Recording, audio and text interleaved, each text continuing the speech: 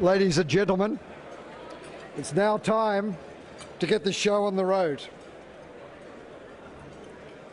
To those of you I have not met, I'm Mark Latchford, and as a board member of the AICC, I'm also delighted to welcome this extraordinary crowd to hear our three distinguished guests. My day job is a Vice President of IBM Australia and New Zealand, and I'm truly delighted that three of our most significant clients are represented on the podium today.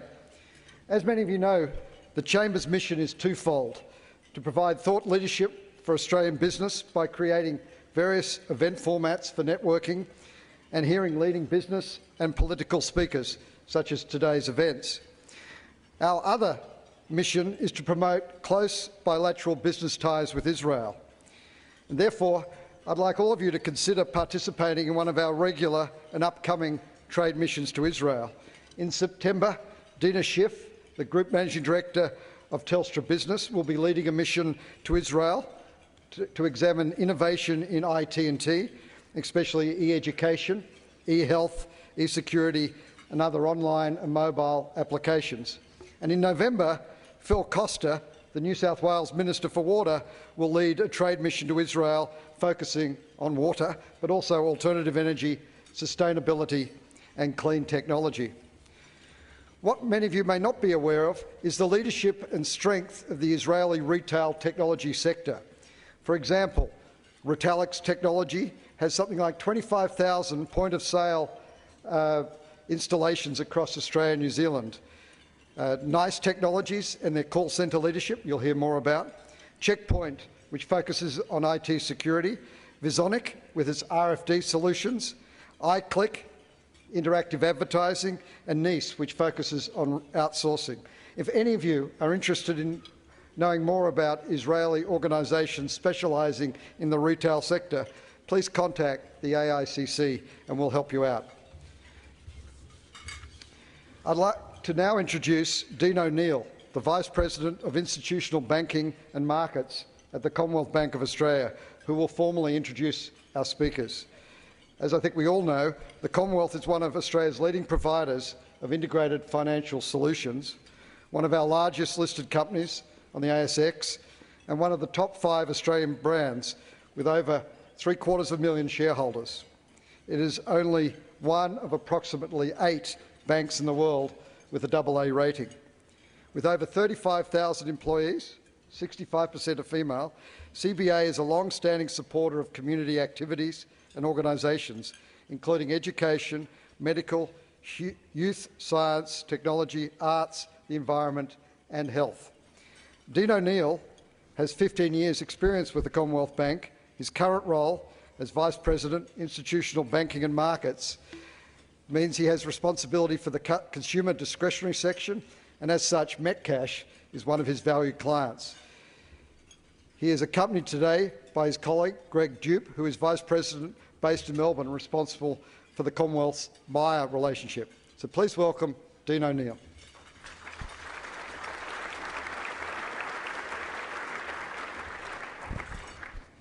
Thanks, Mark, for that kind introduction, and welcome everyone. Well, ladies and gentlemen, there's no doubt that Australia has been experiencing some of the toughest economic conditions for many decades. Today we've got the privilege to hear from the leaders of 3 companies that continue to prosper despite the tough economic climate. We're shortly going to hear from our speakers in a panel format, and I think we're all going to gain some valuable insights on how these companies are thriving in a challenging retail market.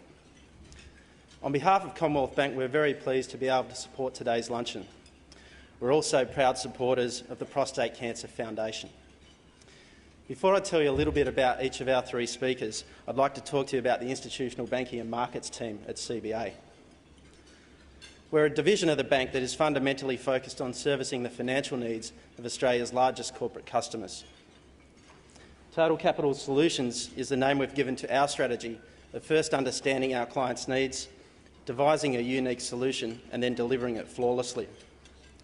That solution could draw upon any combination of debt and equity capital markets, transactional banking or financial markets.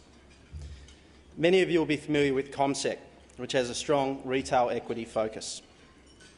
What you may not know is that our institutional equities capabilities are growing rapidly, and we're now engaging our clients in the same conversations that you might normally associate with the investment banks. And now to introduce our speakers.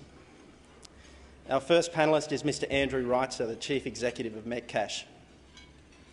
While studying at the University of South Africa, Andrew worked in the family's clothing business.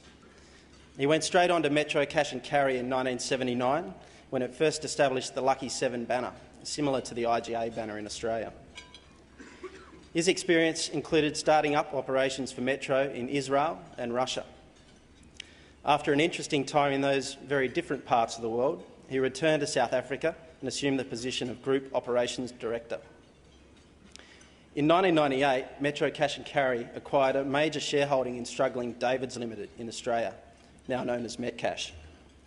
Andrew moved to Australia to become Chief Executive, and a decade later, under his leadership, Metcash is now the third power in Australia's $80 billion grocery industry. Our second guest today is Mr John Gillam, the Managing Director of Bunnings. John began his career in 1987 working at KPMG in corporate recovery and corporate finance. In 1997, he went on to join the Wesfarmers Group, starting in a corporate commercial role, before joining Bunnings in 1999 as their Chief Financial Officer. He went on to play a lead role in the 2001 acquisition of the BBC hardware house business. In 2004, he became the Managing Director of Bunnings. As I'm sure you all know, Bunnings is the leading retailer of home and garden improvement products and also a major supplier of building materials in Australia and New Zealand. More recently, following the Wesfarmers acquisition of the Coles Group in 2007, John has taken on an expanded role with oversight of the Officeworks business in addition to his Bunnings position. And finally, our third panellist today is Mr Bernie Brookes, the Chief Executive of Myer. Bernie is a 34-year veteran of retailing.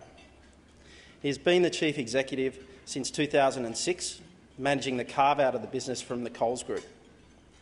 He has undertaken roles in India and China, and he has also been a Management Director for the Woolworths Group. His Woolies experience included a variety of general management roles in buying, marketing and operations. Having worked in 3 states across all major divisions, he's led the business successfully during a period of significant change. His experience has allowed him to work on government and industry advisory groups and also to assist in a number of industry development projects. And so, ladies and gentlemen, for their thoughts on what it takes to be successful in retail in today's economy, please join with me for a warm welcome for Andrew Reitzer, John Gillam and Bernie Brookes.